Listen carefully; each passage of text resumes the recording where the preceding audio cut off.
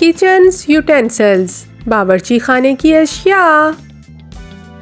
वो कढ़ाई, बाउल प्याला, कप प्याली, टी पोट केतली, सॉस पैन दस्ती पतीला, कोलैंडर छलनी, प्लेट रकाबी, कुकर पतीला, स्पून चम्मच, फोक कांटा, नाइफ छुरी, स्ट्रेनर चाय की छलनी, विस्क फेंटनी, स्पैचुला चमचा, लेडल करछल, ग्रेटर कद्दूकश, चॉपिंग बोर्ड तख्ता, चॉपस्टिक्स, पीलर छीलने वाला, टोंग्स चिमटा,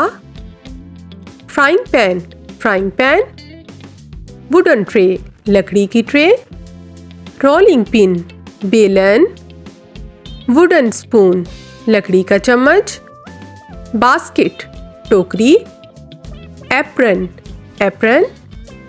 नैपकिन रुमाल, ट्रे थाली। आप लोग मेरी वीडियो तो देखते हो पर लाइक और सब्सक्राइब नहीं करते। प्लीज लाइक और सब्सक्राइब कर देना।